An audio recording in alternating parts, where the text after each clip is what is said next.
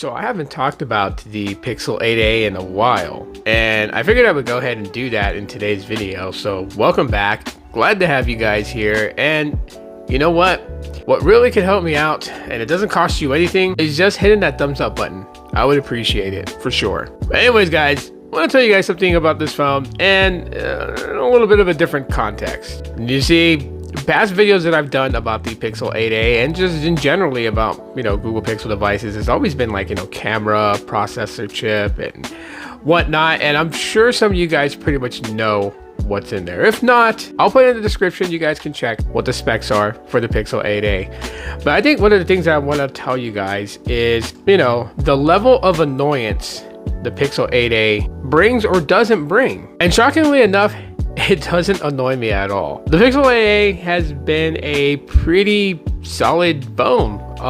Again, it's one of the ones that people have questioned its existence, because everyone's just like, oh, well, go get the Pixel 8. It's pretty much almost a similar experience, but the Pixel 8, you have a glass back, and maybe people don't want a glass back. Maybe people are okay with the polycarbonate back. Plastic back, means you can rock the phone without a case and have a better level of confidence. And so, that's what the Pixel 8a here does.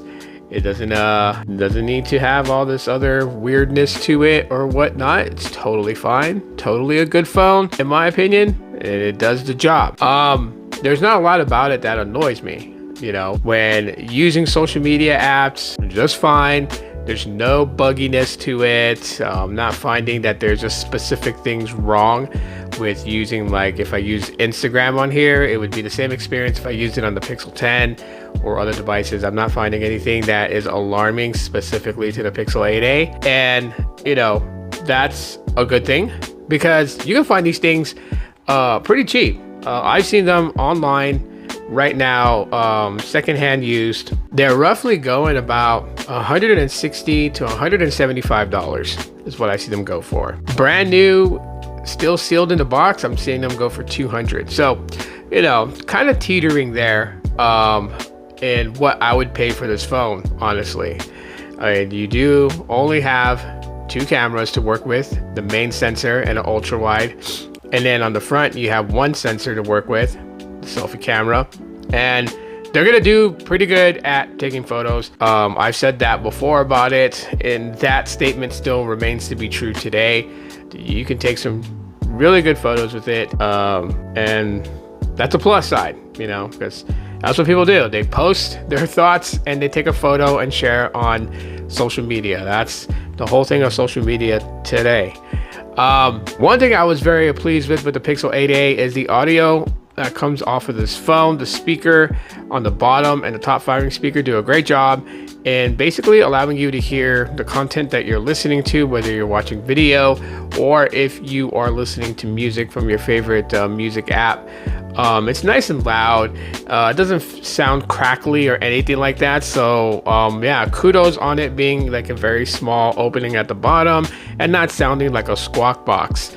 That I can pretty much appreciate about the Pixel 8a. And another cool thing is that when you grab one of these, 7 years of software support, because that started with the 8 series. The 8 series is a series that gets 7 years of software support. So the Pixel 8a has got some good life left in it. If you were thinking about wanting to get a Google Pixel, but you don't want to spend a whole lot of money, and you didn't want to go with the 6 because it's at end of life. You don't want to go with the 7 because next year is end of life. Well, the 8a's got you covered. 7 years of software support, so it's got a good length of time before it runs its course and it's at end of life. And even by then, that's another cool thing about these Pixel devices, is that they are so easy to install custom ROMs on it. So even when you get to that point, if you really like the Pixel 8a and there's like a giant fandom that builds around this phone, and developers are going to continue life on this phone by developing custom ROMs that are easy to install if you just follow step-by-step instructions from the ROM developer themselves. Pretty good at explaining on how to get that done.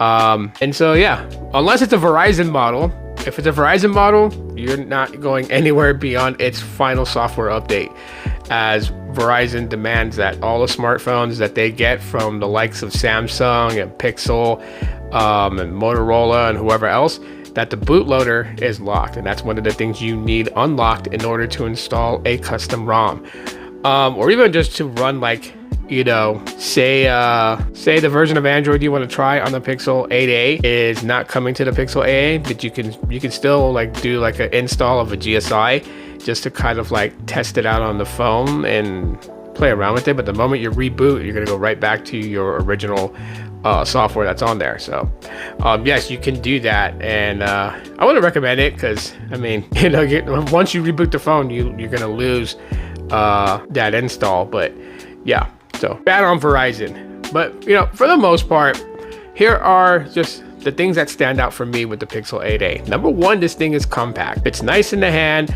I love the design of the phone, you know, just on how it rests in my hand when I'm holding it. You know, it was teetering on that industrial box design.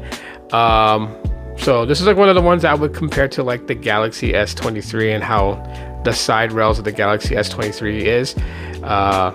The Pixel 8a is like that, you know, so it kind of like tries to blend in that round side rails that you would find on the Pixel 6 with the squared off ones that you would find on, you know, the Pixel 9a and 10. The rounded corners gives it a different feel. I don't know how to like really like what's the best way to just kind of emphasize that, because when you look at the phone in itself, it's not like a harsh cornering. So if you see the Pixel 7a and you see how the corners are on it and then the sides, it's just very rectangular-ish, boxish and whatnot.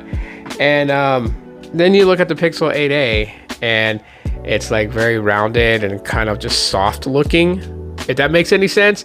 And for someone like me, I prefer that over the harsh cornering. So I mean, that's nice. Like I said, compact, nice, fits in the hand. Not as compact as a Pixel 5, but you know, just kind of like kind of relive those days. Okay, insanely good battery life with the Pixel 8a. I got really good battery life on this thing, and that's good, right? Because you don't want to always be having to like reach for a charger, especially when you're playing games like Pokemon Go and stuff like that. So the battery life is really, really good on it. And then the other thing is taking photo and being able to use this to create content. You can. I've done it a few times, and you know what? The videos have come out looking pretty decent, no complaints. So therefore, to me, it's good enough. So those are my takeaways with the Pixel 8a, and annoyance level is like a 3.